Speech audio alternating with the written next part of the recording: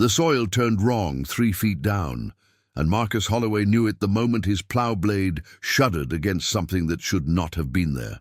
He'd been working the northeast 40 since dawn, preparing the winter wheat field his grandfather had planted every October for 50 years before him. The land rolled gently here in eastern Nebraska, just far enough from the Platte River to stay dry, but close enough to pull good water when the crops needed it. Marcus had bought the farm 18 months ago with his discharge pay and a veteran's loan, trading the hypervigilance of Kandahar province for the rhythm of soil and season. The transition had not been easy, but it was his, and most nights he slept without waking to phantom radio chatter. Beside the tractor, keeping pace in the loosened furrow, Kilo moved with the steady lope that marked all her hours. The Belgian Malinois had served 2 tours as a patrol explosive detection dog before a shrapnel injury to her left haunch ended her military career the same month an IED blast left Marcus with a Purple Heart and a medical separation. The rescue coordinator who matched them had called it fate. Marcus called it the best decision he'd made since leaving Fort Carson. If you'd found something in this story worth your time, he thought sometimes on the quiet evenings when the rows lay straight and the sky turned amber, maybe you'd want to hear what came next. He killed the engine. In the sudden silence, meadowlarks called from the fence row and the wind moved through the cottonwoods lining the irrigation ditch. Kilo stopped immediately, ears forward, reading his tension before he'd fully processed it himself. Marcus climbed down and walked back along the fresh furrow. The plough's moldboard had dragged something up, a scrape of silver grey that caught the morning sun like polished stone, but gleamed with a quality stone never held. "Kilo, higher!" The German command came automatically, a habit from their service days. She trotted to his side, alert but not alarmed. He knelt in the turned earth and brushed away loose soil with his work glove. The material beneath was smooth, almost frictionless, unmarked by the plough blade that should have scored any metal or buried machinery. He ran his fingers across it, cool to the touch despite the October warmth. No rust, no patina, no seam or rivet or weld mark. Just an unbroken curve, disappearing into undisturbed earth on either side of the furrow. Marcus sat back on his heels, mind sorting through possibilities. Buried tank, though nothing in the farm's history suggested military use. Limestone outcrop, but the color and texture were all wrong, and the bedrock here ran 200 feet down through loess and glacial till. Old septic tank, grain silo foundation, even a massive steel culvert. But none of those would explain the surface's impossible smoothness or the faint warmth he now noticed spreading through his palm where it rested against the material. Kilo lowered her head and sniffed along the exposed edge, then pulled back sharply, a low whine building in her throat. The sound raised the hair on Marcus's neck. In 2 tours, she'd alerted on everything from pressure plates to command wire to bags of homemade explosive buried in donkey carcasses, and each alert had carried its own signature. This was different. This was her confusion sound, the noise she made when her senses reported data that didn't fit her training or experience. "What is it, girl?" He kept his voice steady. She pawed once at the earth, looked at him, whined again. Not fear, exactly. Uncertainty. He trusted that uncertainty more than he trusted most human certainty. Kilo had kept him alive when his judgment wavered, when fatigue or heat or the weight of too many patrols dulled the edge he needed to see the danger before it bloomed into fire and shrapnel. If she said something here was wrong, something was wrong. He stood and surveyed the field. The furrow ran straight for 200 feet, the plough's track clear in the morning light. Only this one spot showed disturbance, this single scrape where the blade had gone deep enough to catch something buried. How big was it? How deep? And what, in God's name, was it? Marcus pulled his phone from his jacket pocket, crouched, and took 3 photos from different angles. The camera struggled to capture the material's odd luminosity, rendering it as a dull grey smear in the viewfinder. He pocketed the phone and looked at Kilo. She'd moved 5 feet away and now sat at the furrow's edge, staring at the exposed patch with her head cocked, ears swiveling to catch some frequency he couldn't hear. The smart move was to call the county extension office, maybe the ag department at the university in Lincoln, report an obstruction, get someone out here with ground-penetrating radar, establish what he was dealing with before he did something stupid, like try to dig it out himself. But even as he thought it, he knew he wouldn't make that call. Not yet. Not until he understood what he'd found. Because something in the way the sun slid off that surface, in the way Kilo's alertness had shifted from routine to preternatural, in the way his own pulse had kicked up to a tempo he hadn't felt since the last convoy run outside Kabul, told him this was not a thing that would yield to official inquiries and bureaucratic timelines. This was a thing that needed containment first and explanation later. He spent the next 20 minutes walking the field in an expanding spiral, eyes on the ground, looking for any other sign of disruption. Kilo ranged ahead, working the pattern he'd taught her when they were both younger, and the world was divided into safe ground and ground that would kill you. She found nothing. Whatever lay beneath the Northeast 40 existed in isolation, a single anomaly in otherwise ordinary Nebraska farmland. By noon, he'd pulled the tractor back to the barn and retrieved his grandfather's old post-hole digger and a flat-blade shovel from the equipment shed. He loaded both into the bed of his F-150, along with a cooler of water, work gloves, a heavy-duty flashlight, and the Leatherman multi-tool he'd carried through 2 deployments. Kilo jumped into the passenger seat without prompting, her usual spot, and they drove the access road back to the northeast field. Marcus parked 30 feet from the site and killed the engine. For a long moment he sat with his hands on the wheel, looking out at the exposed patch of not metal, not stone, not anything he could name. Then he opened the door and stepped into a future he could not yet see, but already knew would divide his life into before and after, just as the war had, just as the farm had, just as every threshold he'd ever crossed without understanding its weight. The digging went faster than expected. The soil here was loamy and gave easily under the shovel, and within an hour he'd cleared a trench 3 feet deep and 6 feet long, following the curve of the buried object. It descended at a shallow angle, widening as it went, and the deeper he dug, the more convinced he became that he was uncovering not a thing buried, but a thing that had pushed down into the earth from above, displacing soil with enough force to compact it into the dense walls his shovel now carved through. Kilo watched from the trench edge, alert but no longer whining. She'd settled into a stillness that Marcus recognized from their patrol days, the focus she brought to known danger, the readiness that came when the abstract threat crystallized into something present and real. He paused every 10 minutes to drink water and scan the horizon. The farm sat 2 miles from the nearest neighbor, 5 miles from the county road. No one would see him here unless they had reason to look, and even then the swale and cottonwood screen would hide his work until they were close enough to call out. By mid-afternoon, he'd exposed a section 8 feet long and 4 feet wide. The object's surface remained unblemished, though he'd struck it multiple times with the shovel blade, testing for weakness or damage. Nothing. Not a scratch, not a dent, not even a smudge. The color held constant too, that silver gray that seemed to contain depths his eye couldn't resolve, as though the surface existed slightly out of phase with the light that struck it. He climbed out of the trench and sat on the dirt pile, breathing hard. His shoulder ached where the scar tissue still pulled tight, and his hands had started the blister dance that came from work he hadn't conditioned them for.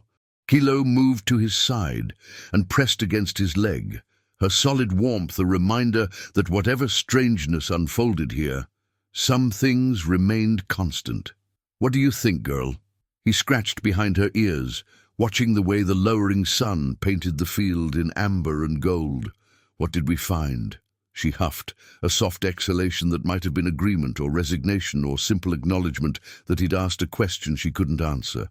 He pulled out his phone and pulled up the satellite view of the farm, zooming in on the Northeast 40. The imagery was 2 years old, captured before he'd bought the place, but the field looked identical then, unbroken cropland with no visible anomalies. He switched to the historical view, scrolling back through years of archived satellite passes. 2020, 2015, 2010. Nothing. The field remained consistent across decades of overhead imagery, offering no clue about when or how the object might have arrived. Marcus closed the app and opened his photo gallery, scrolling to the pictures he'd taken that morning. In person, the material's strange luminosity demanded attention, but in the photos it looked almost mundane, a grey smear that could have been anything. He swiped to the next image.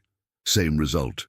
The camera couldn't capture what his eyes reported, which meant documentation would be useless if he needed to prove what he'd found. The sun dropped toward the horizon, and the temperature began its evening slide. Marcus stood, his decision made without conscious deliberation, the way most important decisions were made, and climbed back into the trench. He drove the shovel blade into the earth at the object's leading edge, the end that angled deepest into the ground, and began to clear away the soil that still held it fast. 2 hours later, with the sky gone purple and the first stars visible in the east, he struck the object's far edge and realized he'd uncovered a section roughly 12 feet long, 6 feet wide, and curved in a way that suggested a much larger buried mass. The portion he'd exposed looked like the upper surface of something enormous, a dome or hull whose true extent remained hidden in the earth. He stood in the trench with his flashlight, playing the beam across the surface, looking for any indication of purpose or origin. There, near the leading edge, a depression, shallow and circular, perhaps 6 inches across. He knelt and ran his gloved finger around its perimeter. The depression was too regular to be damage, too precise to be weathering. It looked intentional, a port maybe, or an access point designed for something he couldn't imagine. He pressed his palm flat against the depression.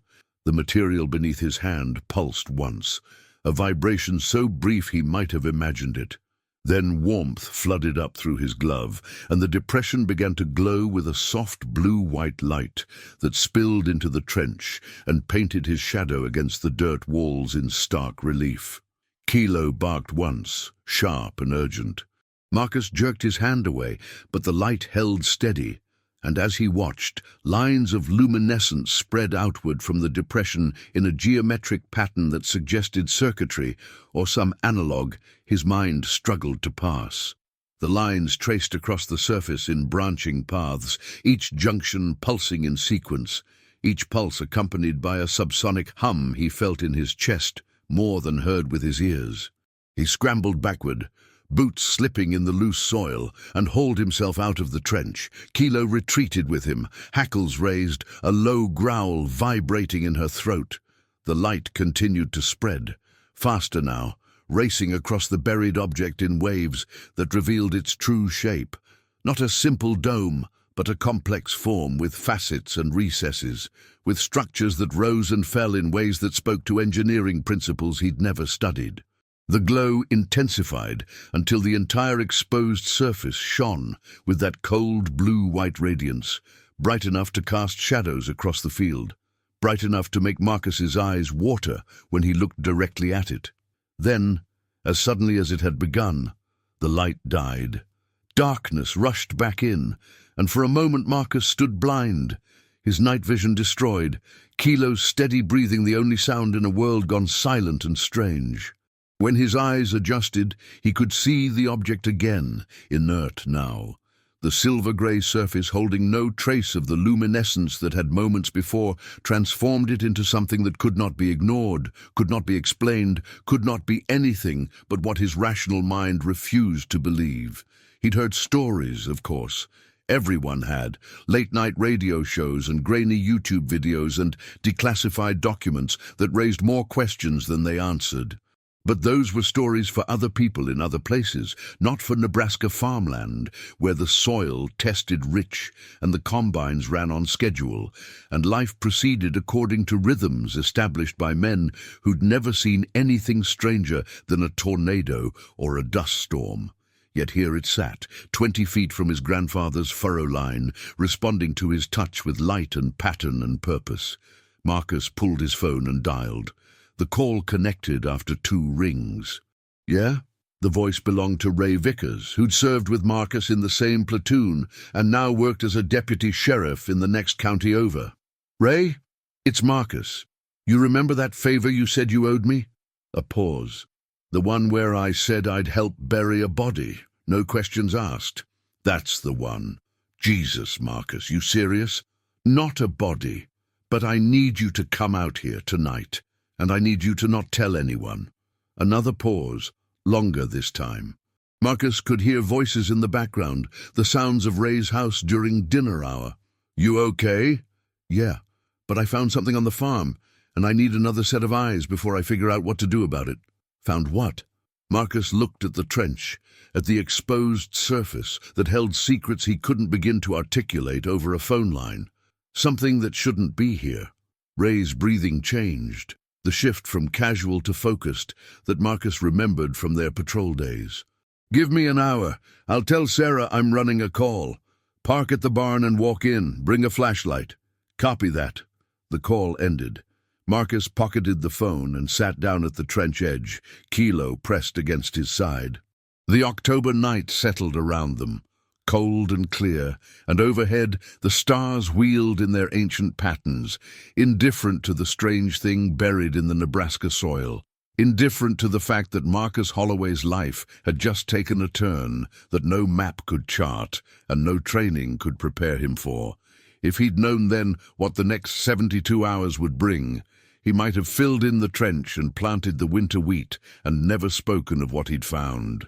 But knowledge lived in the future, and the future remained mercifully hidden until the moment it arrived and rewrote everything that came before. Ray's truck appeared exactly 63 minutes later, headlights cutting across the barn lot before going dark. Marcus watched the deputy's silhouette separate from the vehicle and start across the field, flashlight beam bobbing with each step. Kilo stood and watched too, but her tail wagged once, recognizing a friend. This better be good, Holloway.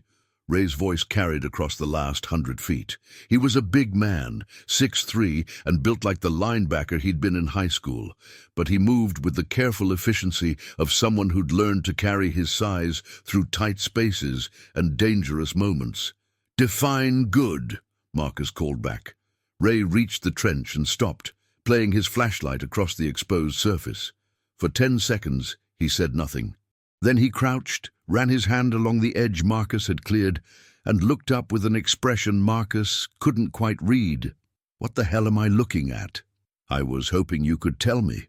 Ray stood and walked around the perimeter, examining the object from multiple angles. You dig this up today? Started this morning. Plow blade caught it. And you've been out here alone digging all day? Kilo was with me. Ray glanced at the Malinois, who sat watching the trench with professional focus. Of course she was. He turned back to Marcus. You call anyone else? Just you.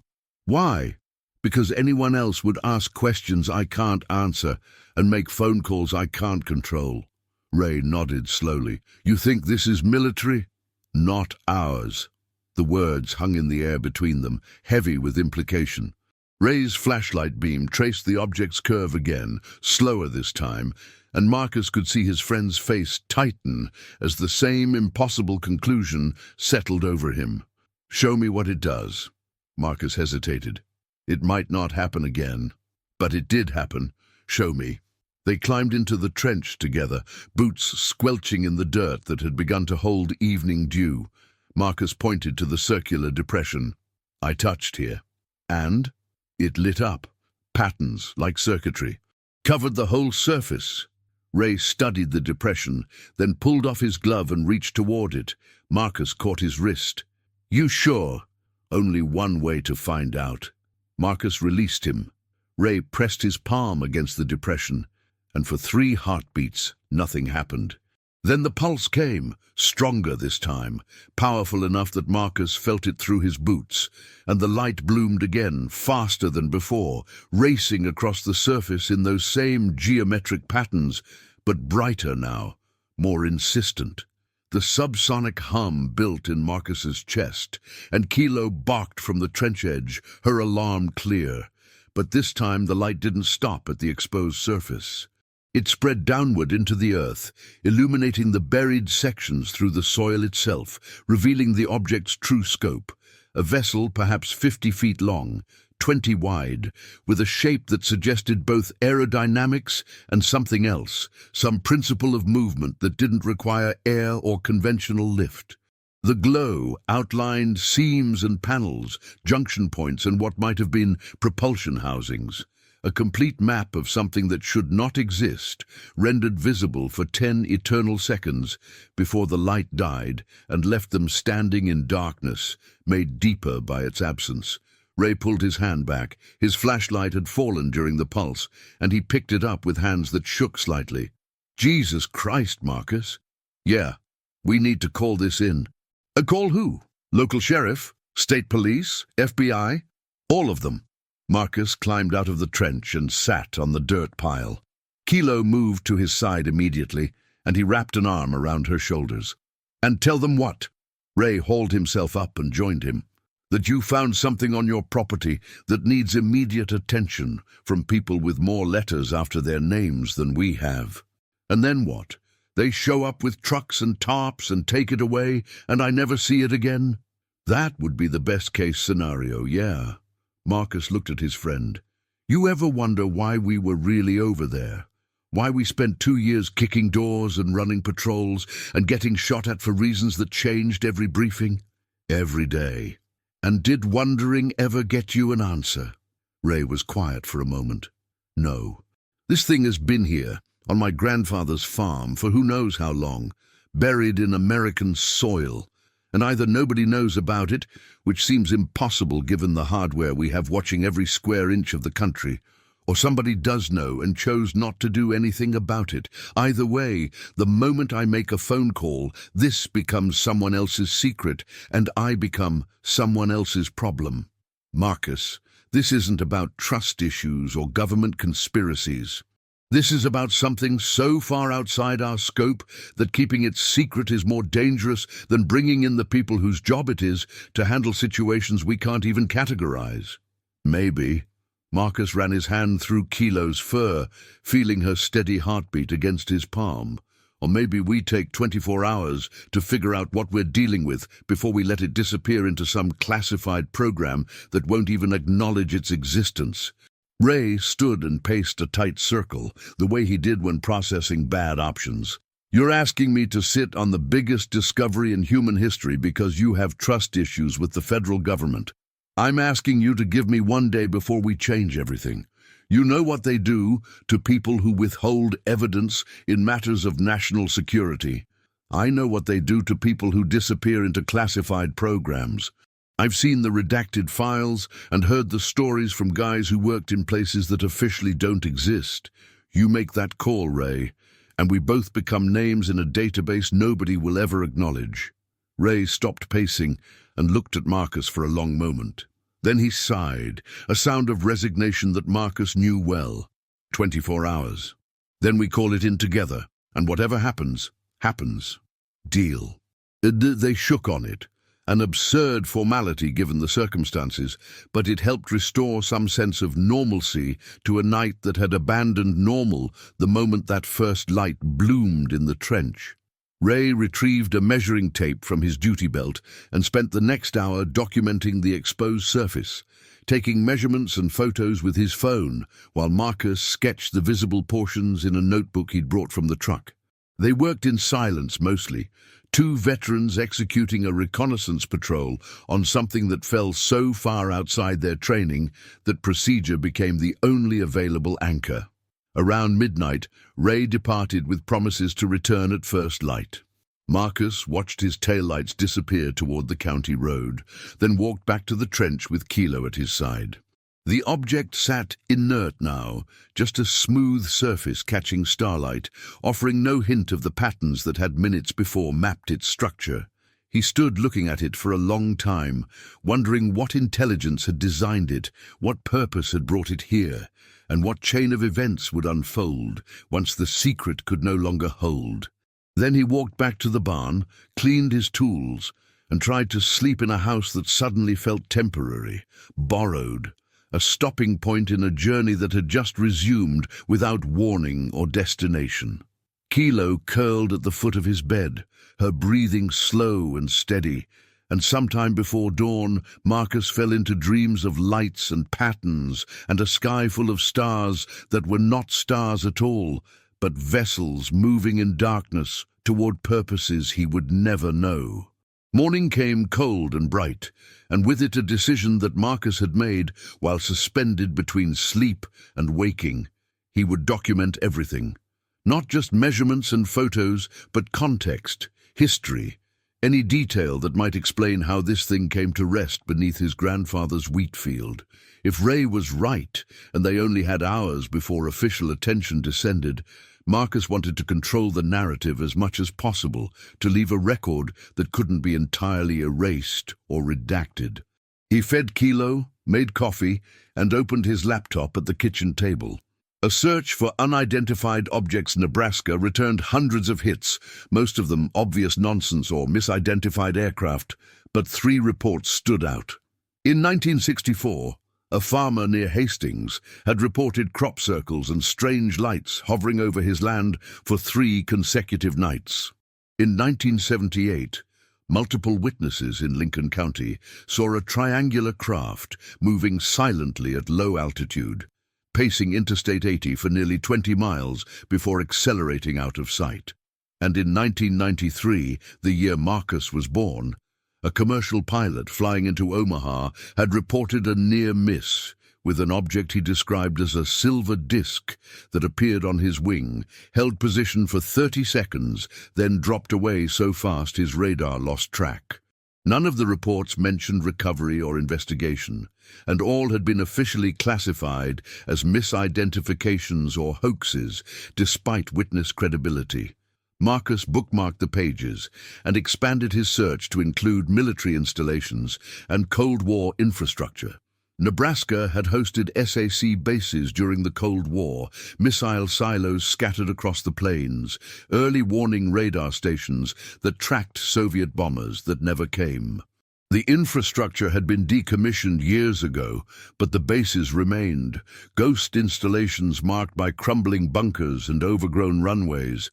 His grandfather had never mentioned anything unusual about the farm, but then his grandfather had been 15 when the Second World War ended, and had spent his entire adult life focused on soil and seed and the practical concerns of making crops grow. If something had fallen from the sky during his tenure, he might not have known, or knowing, might not have believed his own eyes. Marcus closed the laptop and looked at Kilo, who watched him from her bed near the wood stove. "What do you think, girl? We go back out there or we let Ray handle it?" She stood and moved to the door, her answer clear. They drove to the Northeast 40 in the truck, Marcus bringing more water and a second notebook he'd found in a drawer, this one his grandfather's, filled with yield records and planting dates going back 30 years. If the object had affected crop growth, the records might show it. If it had been here long enough to become part of the land's baseline, there might be mention of anomalies or patches where wheat grew poorly or not at all. The trench looked different in daylight, less ominous but somehow more surreal, a wound in the earth that exposed something that rejected categorization. Marcus spent the morning reviewing his grandfather's notes, cross-referencing planting dates with the field's position. No mention of poor growth or failed crops. The Northeast 40 had always been productive, sometimes yielding better than fields with richer soil or better drainage. That detail bothered him more than the object itself. If this thing had been here for decades, radiating whatever energy allowed it to light up on touch, why hadn't it affected the crops? Why hadn't the soil chemistry changed, or the earthworms died, or the field mice avoided the area? The land around the trench showed no signs of contamination or disturbance beyond what Marcus himself had caused with shovel and plough.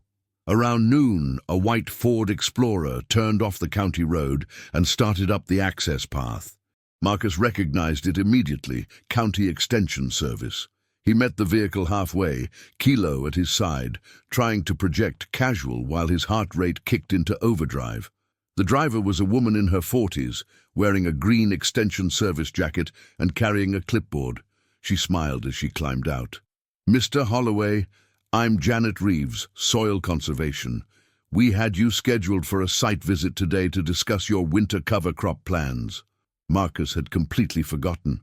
He'd made the appointment 3 weeks ago, part of his effort to maximize the farm's productivity and qualify for conservation program subsidies. Now it felt like a lifetime ago, a concern from a world where the strangest thing he dealt with was nitrogen levels and water retention. "Right," he said. "I appreciate you coming out. Can we reschedule? Something came up." Janet glanced past him toward the field. "Is that a dig site? Are you doing some kind of excavation?" "Just checking on drainage. Had some pooling issues last spring." She nodded, but her expression suggested polite skepticism. "Everything okay? You look like you haven't slept." "Long night with a pregnant mare. She's fine, but it took a while." "Well, I won't keep you. Let me know when you want to reschedule." She handed him a business card, climbed back into the Explorer, and reversed down the access path. Marcus watched her go, wondering how long before polite skepticism became curiosity, curiosity became inquiry, and inquiry became a phone call to someone with more questions than Janet Reeves could answer. Ray arrived 30 minutes later, bringing sandwiches and more news Marcus didn't want to hear. "I made some calls this morning, quiet calls to people I trust. And there's no record of any crash or recovery operation in this area, no FAA reports of unusual traffic, no military exercises or flyovers. As far as official channels go, this thing doesn't exist." Which means what? Which means either it's been here so long nobody remembers it, or somebody remembers but doesn't want it on record. Ray unwrapped a sandwich and offered half to Marcus. "I also checked the property records. Your grandfather bought this place in 1954, took out a loan from the Farm Credit Union, paid it off in 12 years. Before that, it belonged to a family named Sullivan, homesteaders who'd worked the land since the 1880s. And nothing. Clean title, no legal issues, no liens or disputes. Just a farm that passed from one family to another when the Sullivans got too old to work it." Marcus bit into the sandwich without tasting it. "So, we're back to the original question. What is it and what do we do about it?" "I think we should call Wright-Patterson, the Air Force Base in Ohio. They've got the Foreign Material Exploitation Program, the people who analyze technology we're not supposed to have. If anyone can make sense of this without it disappearing into some black site, it's them." Marcus considered. Wright-Patterson had a certain logic to it, but it still meant ceding control, still meant trusting that institutional processes would value truth over security. "Let me try something first." He walked to the trench and climbed down, Ray following with clear reluctance. Kilo remained at the edge, watching with her ears forward. Marcus knelt beside the circular depression and pulled off his glove. The surface felt cool again, inert, as though the light show had never happened. "What are you doing?" Ray asked. "Testing a theory." Marcus pressed his palm against the depression and held it there, counting seconds in his head. 5, 10, 20. Nothing happened. He pressed harder, wondering if pressure mattered, if intention or thought might somehow communicate with whatever sensors lived beneath the surface. Still nothing. Then Kilo barked. 2 sharp reports that meant alarm, and Marcus felt the pulse start, gentler this time but building, the warmth spreading through his hand as light began to bloom from the depression. The patterns traced outward, but slower now, almost hesitant, as though the object were testing his intent or measuring his capacity to understand. The subsonic hum built gradually, and Marcus closed his eyes, trying to sense any structure in the vibration, any pattern that might be communication or instruction. Images flashed behind his eyelids. Not pictures, exactly, but impressions of place and movement, a sense of trajectory and destination that his mind struggled to translate into coherent thought. He saw the farm from above, recognizing the Platte River's curve and the section roads that divided the land into ordered squares.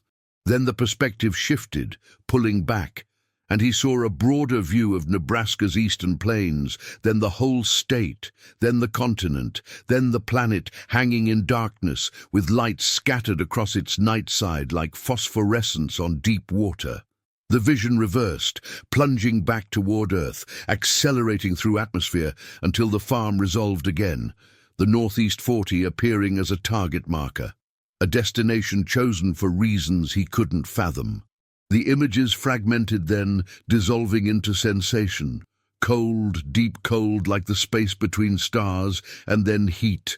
Terrible heat like re-entry burn, and then impact, the shock of Earth accepting something that had fallen from above, soil and stone parting to allow the vessel through, closing above it like water above a stone thrown into a pond. Marcus opened his eyes. The light had died again, and he was kneeling in the trench with Ray's hand on his shoulder, shaking him gently. "Marcus, you with me?" "Yeah." His voice came out hoarse. "How long?" "You zoned out for about 30 seconds. Just stood there with your hand on that thing, not moving." Marcus climbed out of the trench and sat heavily on the dirt pile. Kilo pressed against him immediately, and he wrapped both arms around her, needing the solidity of her warmth and weight. "I saw something." "Saw what?" "It showed me how it got here. It fell, came down from orbit or beyond, targeted this spot and buried itself on impact." Ray sat beside him. "When?" "I don't know. The images didn't have timestamps. But it was deliberate. You're saying this thing chose to land here, or was sent here?" They sat in silence, watching the trench, as though the object might offer additional explanation. When it didn't, Ray stood and pulled out his phone. "That's it. I'm calling Wright-Patterson." "Wait." Marcus grabbed his arm. "One more thing. Let me see if I can find any local history. If this thing buried itself, someone might have seen it. Meteor reports, strange lights, anything that got written down or passed on." "Marcus, we agreed. 24 hours. And then we bring in the professionals. And we've still got 12 hours left." Ray looked at him for a long moment, then pocketed his phone. 6 hours. After that, I'm making the call, whether you like it or not. Deal." "Dean." They spent the afternoon in the farm's workshop, Marcus on his laptop searching historical records, while Ray used his department access to query law enforcement databases and incident reports. Kilo dozed in a patch of sunlight, her presence a reminder that some things remained uncomplicated even when the world tilted sideways. The breakthrough came from an unlikely source, the Nebraska State Historical Society's digital archive. Marcus found a reference in a collection of pioneer journals, a brief entry from October 1882, written by a homesteader named Thomas Sullivan. "Saw a great light last night, moving from north to south, brighter than any star. It appeared to fall toward the earth in the northeast quarter, and a sound like distant thunder followed. In the morning we searched, but found no trace of impact or fire. The cattle were agitated for several days after." Marcus read the entry twice, then called Ray over. "This is it. October 1882. That's when it came down." Ray leaned over the screen. "That's your land. The northeast quarter would be your northeast 40. Sullivan was the family who owned the farm before my grandfather bought it. They saw this thing fall and went looking for it, but found nothing, because it buried itself. They were looking for surface impact, but this thing came down under power, controlled descent, and went deep enough that they'd never find it with shovels and hand tools." Ray straightened and walked to the workshop door, looking out at the field stretching to the horizon. "So it's been here for 143 years, sitting beneath your family's farm, dormant, until you ran a plow blade over it this morning." "Not dormant." Marcus closed the laptop. "Waiting. But for what?" I don't know, but whatever trigger condition it was programmed to recognize, I think I just provided it. The words settled over them like dust, and Marcus realized he'd spoken a truth that changed the calculus of their situation. This wasn't a crash site or a failed mission. This was an installation, a device placed with intention and left to fulfill whatever purpose its builders had designed. And by touching it, by activating its systems, Marcus had potentially set in motion events that extended far beyond his farm, beyond Nebraska, beyond any context he could imagine. Ray's phone rang, a sharp intrusion that made them both jump. He answered, listened for 30 seconds, then said, "Copy that, I'll check it out," and ended the call. He looked at Marcus. "That was dispatch. We've got reports of electrical disruption in a 3-mile radius of this location. Power surges, circuit breakers tripping, car batteries dying. Started about 2 hours ago, and it's getting worse." 2 hours ago. That's when I touched it the second time. "Marcus, this thing is broadcasting something. Electromagnetic pulse, radio waves, something that's affecting everything electronic in range. Then we need to shut it down." "We don't know how to shut it down. Hell, we don't even know what it's doing or why." Marcus grabbed his jacket and started for the door. "Then we figure it out, because if it keeps broadcasting, someone's going to come looking for the source, and when they do, our 12 hours become 0 hours." They drove back to the northeast 40 in the last light of afternoon, the sun dropping behind a bank of clouds that had moved in from the west. Marcus brought every tool he could think of that might interact with the object. Multimeter, electromagnetic field detector, borrowed from the farm's electrical troubleshooting kit, even a simple compass to see if the object generated a magnetic field. Ray brought his service weapon, which Marcus noted without comment. If bullets could solve this problem, they would already be in federal custody. The trench looked different now, shadowed and somehow deeper, as though the object had settled further into the earth during their absence. Marcus set up portable work lights powered by a generator he'd hauled over on the truck bed, and the harsh white illumination turned the site into something that belonged in a documentary or a classified briefing, not on a Nebraska farm. He climbed into the trench with the multimeter and began taking readings along the object's surface. The meter registered nothing, no voltage, no current, no electromagnetic field strong enough to move the needle. He switched to the EMF detector and ran it slowly across the same path. Still nothing. "Whatever it's broadcasting, our equipment can't detect it," he called up to Ray. "Try the compass." Marcus held the compass near the depression. The needle swung lazily, then locked onto magnetic north with no deviation. He moved the compass along the object's length, watching for any disruption. The needle held steady. "It's not magnetic either." "Then what's causing the electrical disruptions?" Marcus sat back, thinking. The object responded to touch, to physical contact with living tissue. The patterns it displayed suggested communication or data transfer. Information moving through channels he couldn't see but could sense when his hand made contact. What if the broadcast wasn't electromagnetic in nature? What if it operated on some principle that didn't require traditional energy propagation? He pulled off his glove and placed his hand on the depression again, but this time he didn't close his eyes or try to interpret the visions. Instead, he focused outward, trying to sense any emission or field that might extend beyond the object's physical bounds. The warmth built as before, and the light bloomed. But now Marcus felt something else, a pressure, subtle but present, like standing near a speaker playing bass notes too low to hear, but felt as vibration in the chest. The pressure pulsed, rhythmic, and as Marcus held his hand steady, he realized the rhythm matched his own heartbeat, not synchronized but responsive, as though the object were reading his pulse and adjusting its output to harmonize with it. He pulled his hand away, and the light died immediately, the pressure vanishing as though it had never existed. "I think it's attuned to biological frequencies," he said. "It's not broadcasting radio waves or EM pulses. It's transmitting something that interacts with living systems, which explains why electronics are failing," Ray said. If it's putting out energy that affects biological tissue, the EM side effect might be incidental. Just leakage or harmonics, our equipment can't register directly. And if it's been increasing output since I activated it this morning, that would explain the expanding radius of disruption. So we need to deactivate it. Marcus looked at the depression, at the smooth surface that held secrets layered deeper than the soil that covered it. Or we need to understand what it wants. What it wants? Marcus, this is a machine, not a... Is it?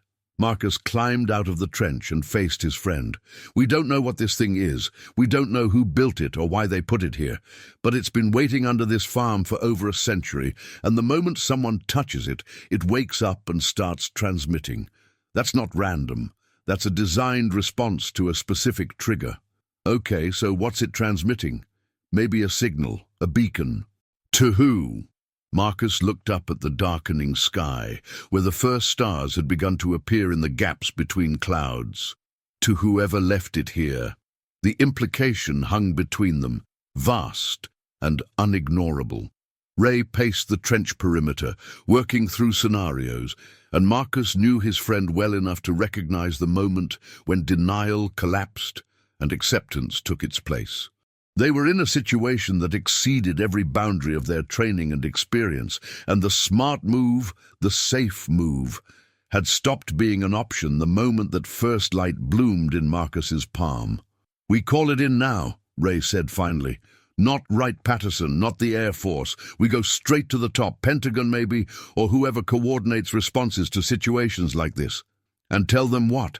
That we triggered an alien beacon and now we need them to fix it? Yes, exactly that.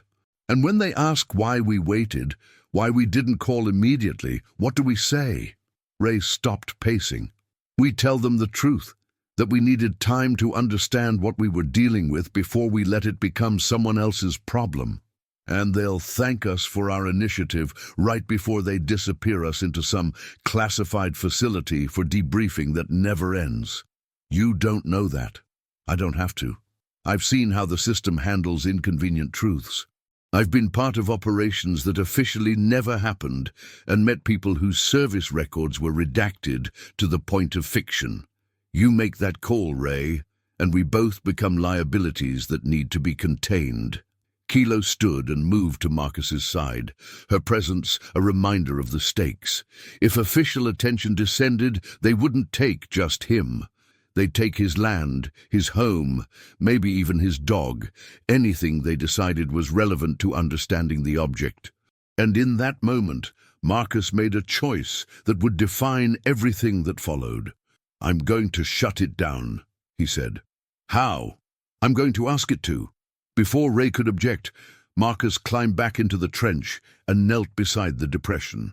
He pulled off both gloves and placed his palms flat against the surface, skin to unknown material, and closed his eyes.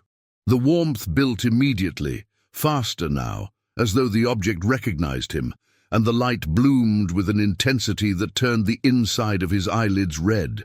But this time, Marcus didn't try to receive images or interpret patterns.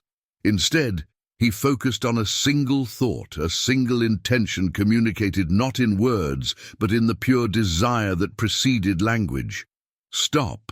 Whatever you're doing, whatever signal you're sending, stop.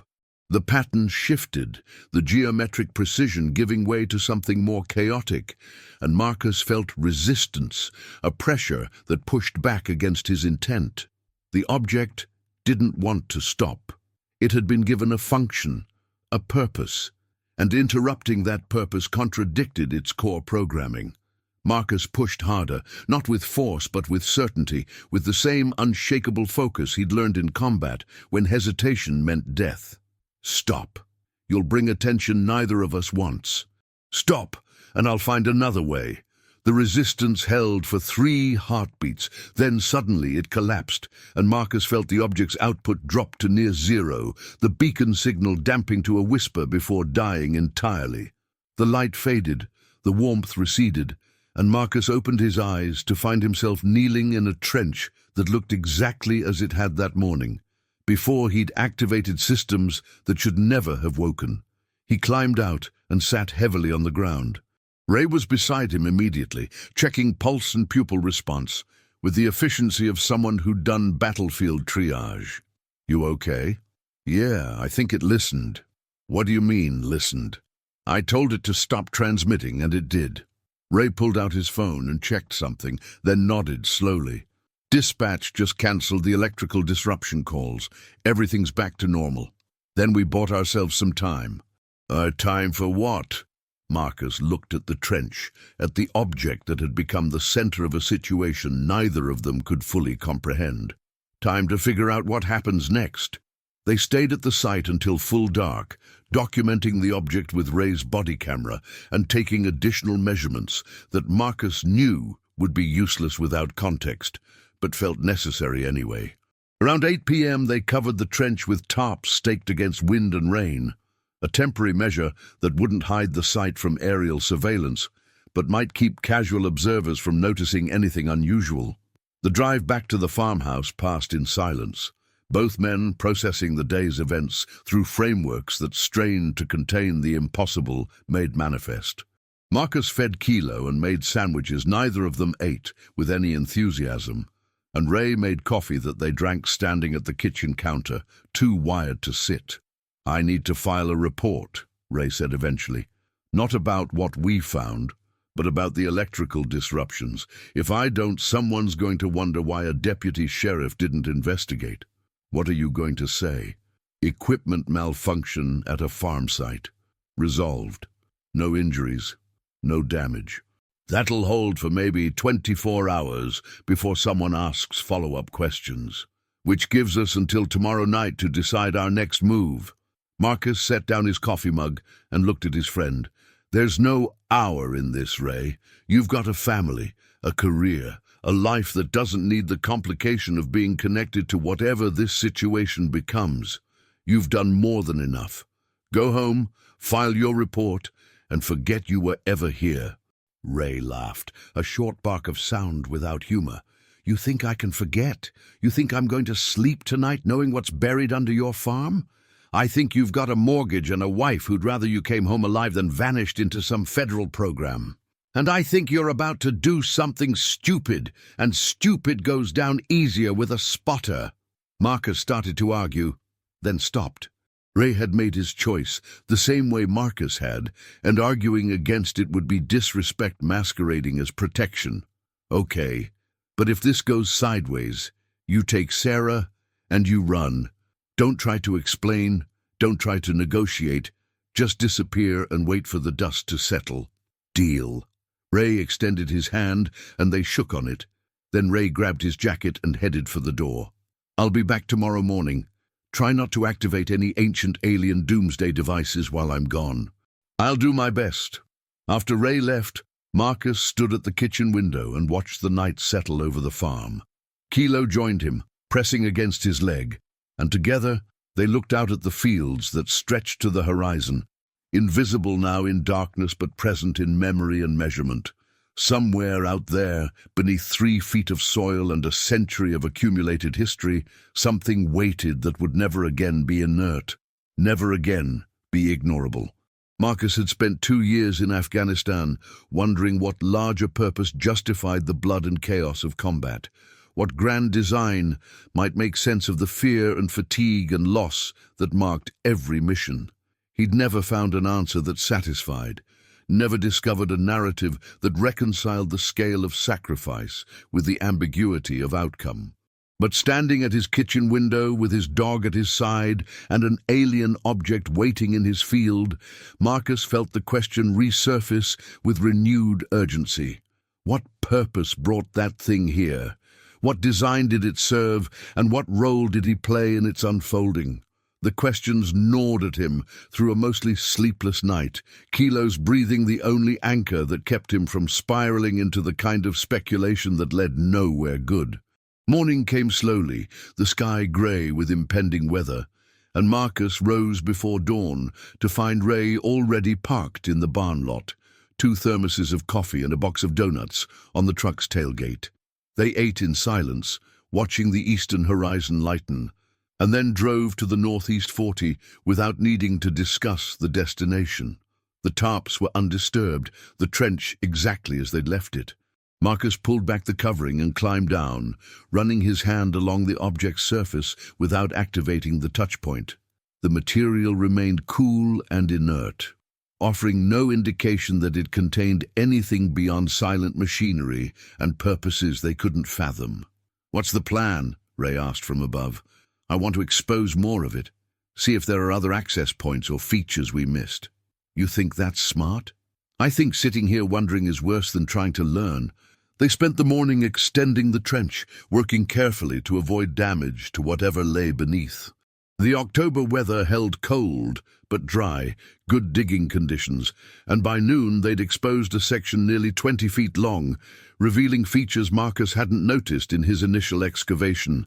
Recessed panels along the hull, slight ridges that might be seams or mounting points, a section near what he'd started thinking of as the stern that showed subtle differences in texture, as though the material there served different functions than the sections adjacent.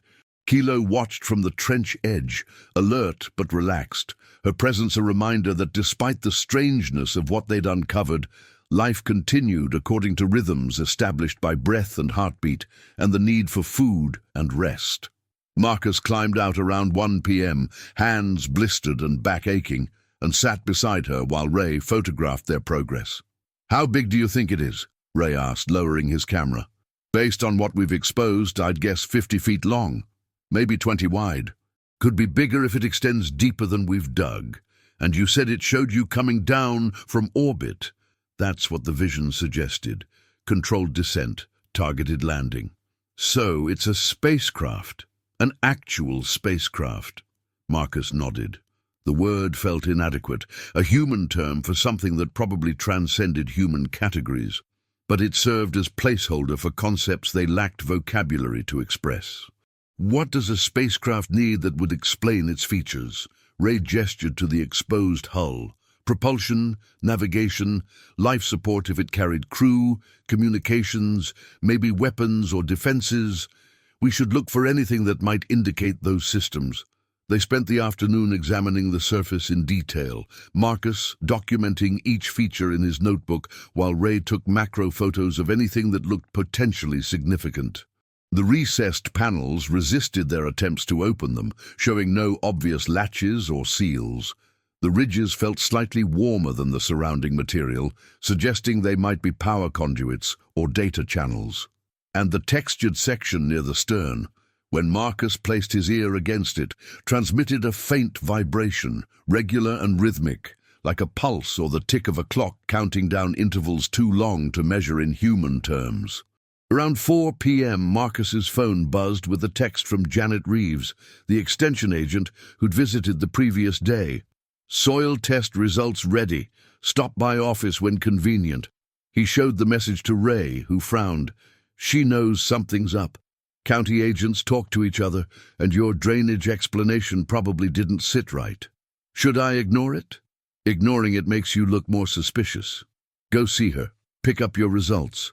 Act like everything's normal." Marcus looked at the trench, at the exposed hull that represented the least normal thing he'd ever encountered. "And if she asks about the dig again? Tell her it's an archaeology project, personal interest, looking for old homestead foundations." "That's a terrible lie. It's a lie that doesn't threaten national security or trigger federal intervention. Sometimes terrible lies are all we've got."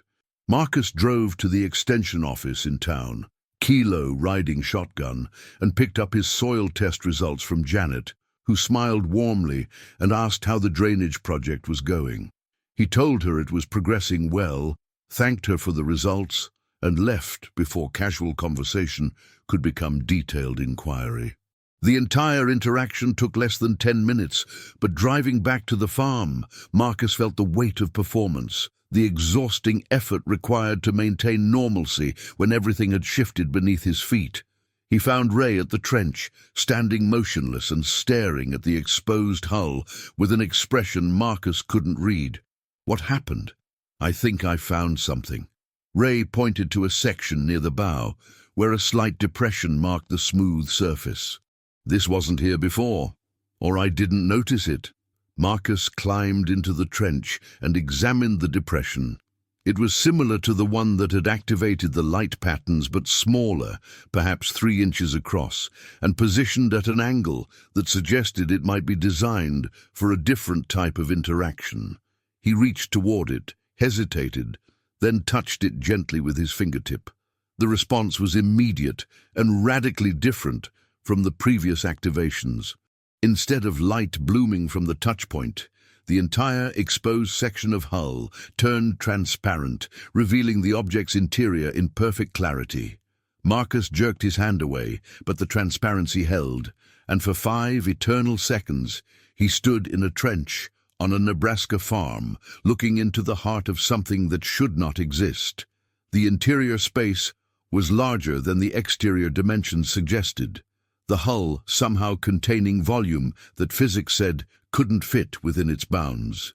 Equipment filled the space, devices whose purposes Marcus couldn't guess, arranged in configurations that suggested functionality without revealing function. Conduits ran through the structure in branching networks, some glowing with faint light, others dark.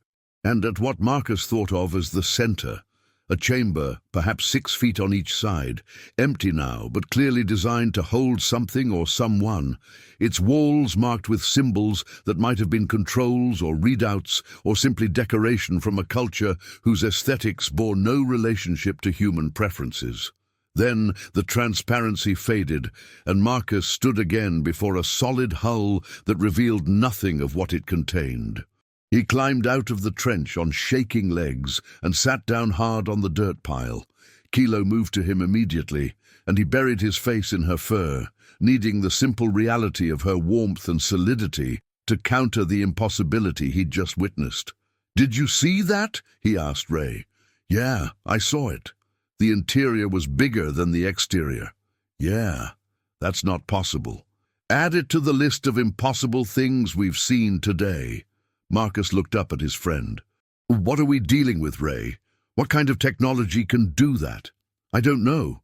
But whatever it is, it's so far beyond us that trying to understand it is like asking a medieval peasant to explain quantum mechanics." "Then what do? We document everything we can, and then we call in people who might have a better chance of figuring this out."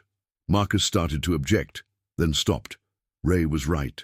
They'd reached the limit of what 2 veterans with farm equipment and basic tools could discover. Further progress required resources and expertise they didn't possess, and holding back information now would only delay inevitable contact with authorities who probably already knew more about this situation than Marcus wanted to consider. "Okay," he said finally, "but we do it tomorrow. Give me 1 more night to think about how we present this without ending up in custody." "Do 1 more night," Ray agreed. "Then we make the call together, and whatever happens, we face it together." They covered the trench again as evening approached, securing the tarps against predicted rain, and drove back to the farmhouse in the last light. Marcus made dinner, actual dinner this time, not sandwiches, but pasta and salad and bread, an attempt to restore routine through the simple act of cooking and eating. Ray stayed, and they sat at the kitchen table while Kilo dozed by the wood stove, and talked about everything except the object in the field. Around 9 p.m. Ray's phone buzzed. He answered, listened for 30 seconds, and his expression shifted from relaxed to alert in the space of 2 heartbeats. "Say that again." He listened for another minute, then said, "Copy, I'll check it out," and ended the call. "What is it?" Marcus asked. "That was dispatch. We've got reports of unusual lights in the sky, northeast of town. Multiple witnesses, all describing the same thing. Bright objects moving in formation, too high and too fast to be aircraft." Marcus set down his fork. "How far northeast?" 3 to 5 miles. Could be directly over your property." They moved to the window. The night was clear now, the predicted rain holding off, and stars filled the sky from horizon to horizon. Marcus scanned the darkness, looking for anything that moved or glowed with artificial light. For 2 minutes he saw nothing. Then, high overhead, 3 points of brightness appeared, moving from west to east in perfect triangular formation. They were not airplanes, not satellites, not anything Marcus could identify, and they moved with speed and precision that spoke to control and purpose. The formation passed directly over the farm and continued east, maintaining altitude and spacing, and then all 3 objects accelerated simultaneously, the kind of instant velocity change that would kill any human crew. Within seconds they were gone, vanished into distance or altitude or some dimension Marcus couldn't name. "Tell me you saw that," he said. "I saw it." Ray pulled out his phone and started recording, capturing the empty sky where the lights had been. "And I think your beacon worked better than you thought. I shut it down. I told it to stop transmitting. Maybe it sent one last pulse before it powered down. Or maybe shutting it down was itself a signal, a change in status that indicated human contact." Marcus turned from the window, mind racing through implications. If the objects were connected to the craft buried in his field, if they'd responded to activation or deactivation, then whoever built that craft might now be aware of its discovery, which meant the window for human-led investigation had just closed. Whatever came next would unfold on a timeline Marcus couldn't control, and according to priorities he couldn't anticipate. "We need to get back out there," he said. "Now. Right now." They grabbed flashlights and drove to the Northeast 40 in Ray's truck, Kilo wedged between them in the cab. The access road felt longer in darkness, and twice Marcus had to resist the urge to tell Ray to drive faster, to close the distance between farmhouse and site, before something happened that made the distance irrelevant. They parked and moved to the trench on foot, flashlight beams cutting through darkness that felt heavier now, charged with presence and possibility. The tarps were undisturbed, but when Marcus pulled them back he saw immediately that something had changed. The exposed hull glowed faintly, not with the bright patterns he'd activated before, but with a subtle luminescence that suggested internal activity, systems powering up or preparing for some function. He knelt at the trench edge and watched light pulse through the material like blood through veins, a slow rhythm that built in intensity with each cycle. "It's activating," Ray said. "Whatever those objects were, they triggered a response. Or it triggered itself. Maybe it was programmed to wake up when its makers came looking." The glow intensified, and Marcus felt vibration through the ground. The same subsonic hum he'd experienced during the previous activations, but stronger now, powerful enough to make his teeth ache. Kilo whined and backed away from the trench, her fear clear, and Marcus trusted that fear more than his own curiosity. "We need to move," he said. "Where?" "Anywhere but here." They retreated to the truck and watched from 50 feet as the glow brightened, turning the trench into a pool of cold light that spilled across the surrounding field. The vibration built until Marcus felt it in his chest, in his bones, a frequency that resonated with something fundamental in human tissue.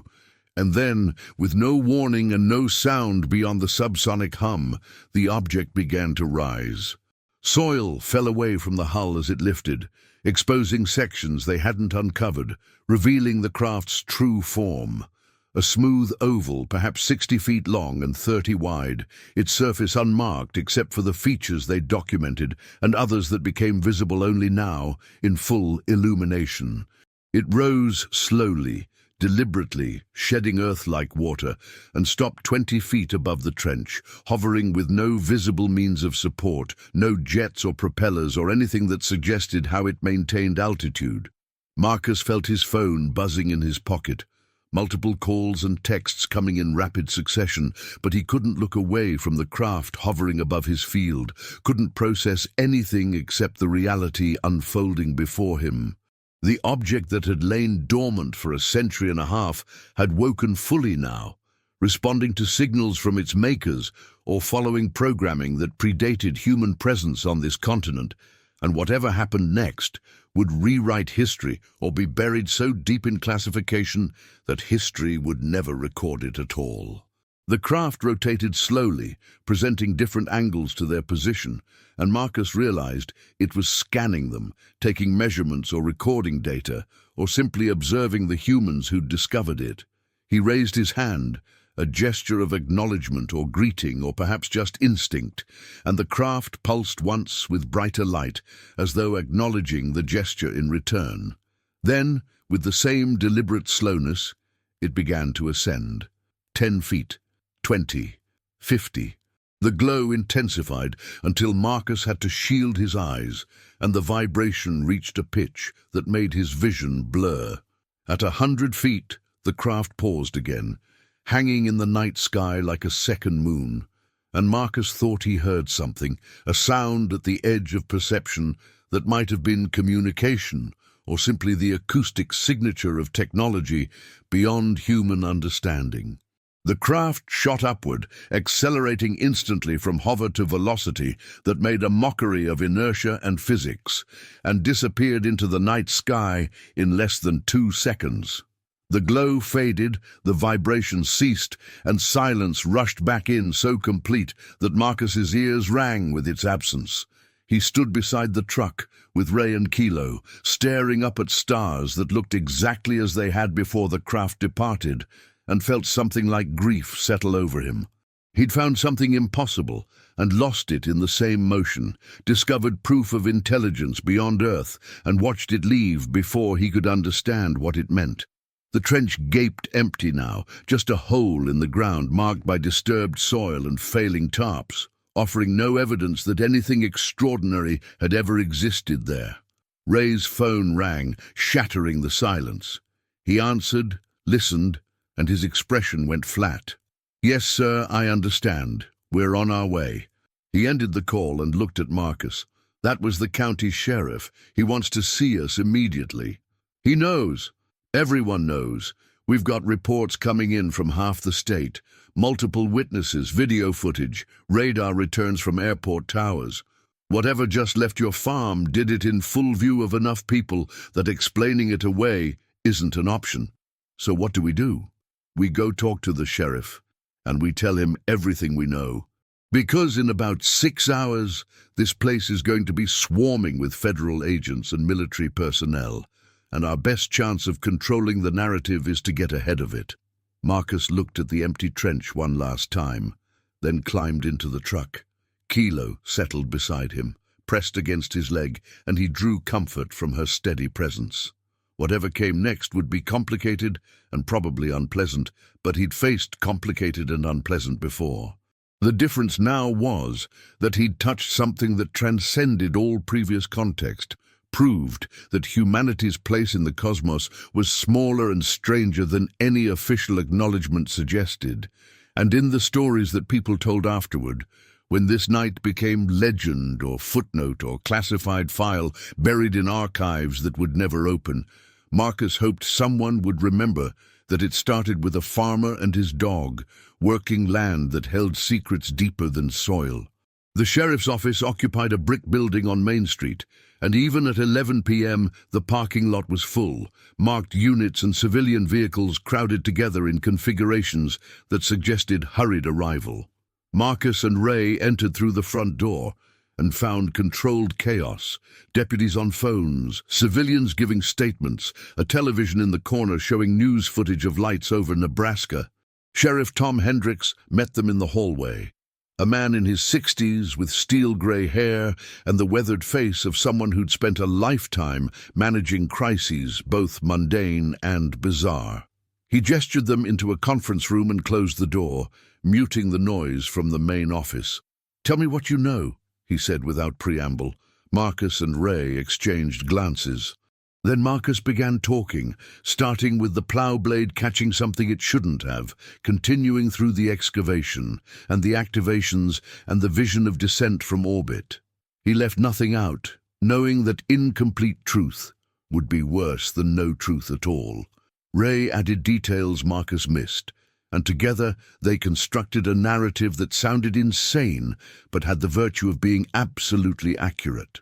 Hendricks listened without interruption, his expression neutral, and when they finished he sat back in his chair and was quiet for a long moment. Finally, he said, "You realize you should have called this in immediately." "Yes, sir," Marcus replied. "But I needed to understand what I'd found before I let it become someone else's problem." "And did you understand it?" "No, sir. But I learned enough to know it was beyond my ability to handle alone." Hendricks nodded slowly. "In about 3 hours, this office is going to be visited by people who don't introduce themselves or show identification. They're going to ask questions you'll be required to answer, and they're going to make decisions about your future that you'll have no say in. Before they arrive, I need you to tell me one thing honestly. Did you compromise national security through negligence or malicious intent?" "No, sir," Marcus said immediately. "Everything I did was an attempt to understand and contain a situation I didn't ask for and never wanted." "And you, Deputy Vickers?" "Same, sir. I was trying to help a friend and protect the community from panic until we could determine the appropriate response." Hendricks stood and walked to the window, looking out at Main Street, where the night continued in apparent normalcy. "I've been sheriff of this county for 26 years. In that time, I've handled everything from domestic disputes to meth labs to a case where a man tried to fake his death using a pig carcass and bad dentistry. But this is something new." He turned back to face them. "Whatever those federal people decide, I want you to know that from where I stand, you acted reasonably under circumstances that would have broken most men. You found something that shouldn't exist, tried to figure it out without causing panic, and ultimately let it go when you realized you couldn't control it. That's not heroism, but it's not negligence either. It's just two guys doing their best with incomplete information and no good options." "Thank you, sir," Marcus said. "Don't thank me yet. The night's still young, and morning might bring outcomes none of us like." Hendricks opened the door. "Wait here. Someone's going to want to take your statements, and I imagine the federal people will arrive before dawn. In the meantime, try not to worry about things you can't change." He left, and Marcus and Ray sat in the conference room while the chaos continued in the main office. Kilo lay at Marcus's feet, apparently content to wait as long as necessary, and Marcus envied her calm. His own thoughts raced through possibilities and outcomes, each more complicated than the last, until exhaustion forced him into a state that wasn't quite sleep, but approximated rest. He woke to voices in the hallway and the sound of multiple vehicles pulling into the parking lot. Ray was already standing, looking out the door's narrow window. "They're here." Marcus joined him. Through the window, he could see 4 black SUVs arranged in the lot, and men in suits exiting them with the coordinated efficiency of professional operators. No badges visible, no agency markings on the vehicles, nothing to indicate who they were or what authority they represented. The door opened, and 2 men entered the conference room. Both wore dark suits and neutral expressions, and neither offered names or credentials. The taller of the 2, a man in his 40s with short hair and the bearing of military background, spoke first. "Mr. Holloway, Deputy Vickers, I'm going to ask you to come with us. This is not an arrest, but it is mandatory." "Where are we going?" Marcus asked. "To a facility where you can be debriefed properly and where we can discuss your discovery in appropriate security conditions." "And if we refuse?" "You won't." The man's tone allowed no argument. "You will be treated professionally and returned within 72 hours, assuming your cooperation remains consistent. Your property will be secured and examined by specialists, and your family will be informed that you're assisting with a federal investigation." "I don't have family," Marcus said. "Just the farm and my dog." The man glanced at Kilo, who watched him with professional assessment. "The dog can come. We've handled working animals before." Marcus looked at Ray, who nodded slightly. They'd known this was coming, had prepared for it as much as possible. Resistance now would only make a difficult situation worse. "Okay, we'll cooperate. But I want your assurance that my farm won't be destroyed in your examination. Your property will be treated with respect, consistent with the requirements of our investigation. That's the best assurance I can offer. It would have to be enough. Marcus stood, and Ray joined him, and together they followed the men in suits out of the sheriff's office and into one of the waiting SUVs. Kilo jumped into the vehicle without prompting, settling beside Marcus in the back seat, and they drove north out of town toward a destination the men wouldn't specify. The facility turned out to be an airfield Marcus had never seen before, unmarked and isolated, with a single hangar and a small administrative building. A twin-engine jet sat on the tarmac, stairs extended, and they were directed aboard without ceremony. The interior was configured for transport rather than comfort, bench seats along both walls and minimal amenities, but the flight crew treated them with professional courtesy that suggested this was routine for them. The jet lifted off 30 minutes later, and Marcus watched through the small window as Nebraska fell away beneath him, the geometric patterns of section roads and farm fields giving way to darkness punctuated by town lights and highway corridors. He'd flown plenty in the service, mostly in helicopters and transport planes that treated passengers as cargo, but this felt different. This was extraction, removal from normal life into a system that operated according to rules he'd never learned and priorities he couldn't influence. Beside him, Ray sat with his eyes closed, either sleeping or meditating, his breathing slow and even. Kilo dozed with her head on Marcus's lap, warm and solid, and Marcus ran his hand through her fur while his mind worked through the implications of their situation. They were being debriefed, evaluated, processed through whatever bureaucratic machinery handled events that fell outside normal categories, and at the end of that process, they'd be released back into lives that could never be the same, carrying knowledge they couldn't share and memories they couldn't forget. The flight lasted 3 hours, and they landed at another unmarked airfield, this one in terrain Marcus couldn't identify in darkness. More SUVs waited, and they were driven to a building that looked from the outside like a corporate office park, but revealed itself inside as something else entirely. A facility designed for containment and control, with security checkpoints and sealed doors, and the hum of ventilation systems that suggested climate control more precise than civilian buildings required. They were separated immediately, Marcus taken to one room and Ray to another, and for the next 12 hours Marcus answered questions about every aspect of his discovery. His interrogators were professional and thorough, never threatening but never friendly, and they wanted every detail he could provide about the object's appearance, behavior, and his interactions with it. He told them everything, knowing that withholding information now would only extend his detention or worsen his situation. Kilo stayed with him throughout, allowed to remain as some concession to her service history or perhaps simple recognition that separating them would impair Marcus's cooperation.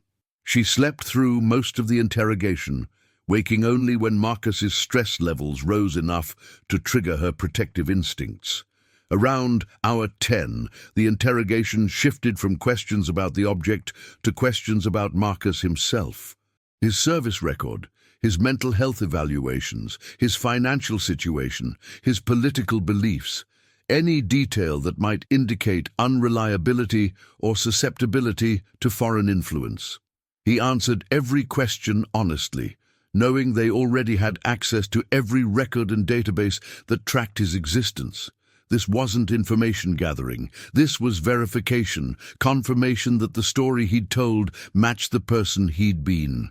Finally, around the 14-hour mark, the interrogators left, and a new person entered. A woman in her 50s wearing a business suit and carrying a tablet. She sat across from Marcus and smiled, the first genuine warmth he'd seen since being extracted from Nebraska. "Mr. Holloway, my name is Dr. Sarah Chen. I'm with a program that coordinates response to anomalous discoveries. What I'm about to tell you is classified, but you've earned the right to know some context for what you experienced." Marcus straightened, attention focusing. "I'm listening." "What you found is the 7th object of its type recovered in North America since 1947. We don't know where they came from or who built them, but analysis suggests they're probes or markers, devices left to monitor or record information about this planet. Most were found in remote locations, and most were dormant until disturbed. Yours is unique in that it responded to your presence and departed under its own power. So they're still watching us. Apparently, though their purpose remains unclear. What we do know is that each probe contains technology we can't replicate and barely understand. Materials science centuries beyond our current capabilities, power systems that violate thermodynamics, information storage that suggests quantum-level computation. Studying them has advanced human science by decades, but we're still children trying to understand adult tools. Why are you telling me this? Dr. Chen set down her tablet. Because you're going to be released tomorrow, and you need to understand the implications of what you've discovered. For the rest of your life, you'll be watched. Not obviously, not intrusively, but watched. We need to ensure that you don't become a target for foreign intelligence services or domestic extremists who believe they can extract information from you. We also need to ensure that you don't compromise operational security by discussing your experience publicly. So, I can't tell anyone. You can discuss it with Deputy Vickers, who's being given the same briefing. You can discuss it with authorized personnel if you're contacted in the future, but otherwise, this is information you'll carry alone. Marcus thought about that, about the weight of secrets and the isolation they created. Then he asked, "What happens to my farm?" "The site has been remediated. The trench was filled and the field restored to match surrounding terrain. We've collected soil samples and conducted surveys, but there's no remaining physical evidence of what you found. Your property is yours, undisturbed except for the investigation, and if I find something else, you report it immediately using the contact information we'll provide. But statistically, the odds of finding another probe on the same property are essentially zero." Dr. Chen stood and offered her hand. Marcus shook it, and she said, "You did well, Mr. Holloway. Most people who encounter what you encountered handle it far worse. Your service background probably helped, but there's also something in you that adapts to strangeness without breaking. That's rare and valuable. I just did what seemed right at the time, which is all any of us can do. You'll be taken back to Nebraska tomorrow morning. The sheriff has been briefed on how to handle any public questions, and a cover story has been established involving military aircraft on training exercises. Most people will accept it, and those who don't will be ignored as conspiracy theorists." She left, and Marcus was taken to a small room with a cot and a bathroom, basic but clean. Kilo curled up beside the cot, and Marcus lay down without bothering to undress. Sleep came eventually, dreamless and heavy, and he woke to find breakfast waiting and guards ready to escort him back to the airfield. Ray joined him on the jet, and they flew south in silence, both processing their own versions of the past 24 hours. When they landed at the same Nebraska airfield they'd departed from, Ray's truck was waiting with the keys in the ignition, and they drove back toward town through morning light that made everything look normal and ordinary and unchanged. At the farm, Marcus found exactly what Dr. Chen had promised. The trench filled, the soil graded smooth, the field showing no sign of recent disturbance. He walked the area with Kilo, examining the ground for any indication of what had happened here, and found nothing. The Northeast 40 looked like every other field on the property, just dirt and stubble waiting for spring planting. Ray called that evening to confirm he'd been released and returned to duty without incident. His superiors had accepted the cover story, and his wife had been told he'd been assisting with a federal investigation that couldn't be discussed. Life would continue, Ray said, but different, marked by knowledge they couldn't share and questions they couldn't answer. Marcus spent the next weeks returning to farm routines, preparing equipment for winter and planning next year's crops with the same attention to detail he'd brought to the work before the discovery. But the work felt different now, colored by awareness that the soil beneath his feet held secrets, that the sky above contained watchers, that humanity's place in the cosmos was smaller and stranger than official narratives suggested. Some nights he stood at the kitchen window and looked out at the Northeast 40, remembering the glow and the patterns, and the moment when the object rose into the air and departed. He wondered what data it had collected during its century beneath the Earth, what analysis its makers would perform on that data, and whether humanity figured in their calculations as anything more than ambient noise, biological activity on a planet that happened to interest them. Kilo aged gently over the following years, her muzzle going grey and her pace slowing, but she remained Marcus's constant companion, the anchor that kept him connected to present reality when memory threatened to pull him into speculation about things beyond human understanding. They worked the farm together through seasons and cycles, and the land responded to their care with the same reliable productivity it always had. Marcus never found another object, never experienced another activation or vision, but he remained alert to possibility, knowing that what lay beneath the surface might surprise him again, that the world contained mysteries far deeper than any plow could reach. And when people asked about the night the lights appeared over Nebraska, he smiled and said he'd seen them too, just another witness to phenomena that defied explanation but demanded acknowledgement. The farm prospered, the crops grew, and life continued in patterns established by work and weather and the passage of days. But underneath that continuity, hidden in memory and sealed in classification, lay the truth that Marcus Holloway had touched something that shouldn't exist and lived to carry that knowledge forward. It was a small truth in the context of cosmic scale, a minor footnote in the secret history of human contact with intelligence beyond Earth. But it was his truth, and he held it with the same care he brought to everything that mattered: his land, his dog, his obligations to the life he'd built after war. And if that truth sometimes felt like burden rather than gift, Marcus reminded himself that all knowledge carried weight, and bearing weight was simply another form of service, another way of standing watch over things that needed protection. The stars wheeled overhead in their ancient patterns, indifferent to his wandering, and Marcus continued his work beneath them, a farmer and a veteran and a keeper of secrets, doing what he'd always done, enduring, adapting, and trusting that tomorrow would offer its own revelations in time. If you found something worth pondering in this strange chapter of one man's life, maybe you'd want to share the questions it raises with someone else who looks at the night sky and wonders what watches back.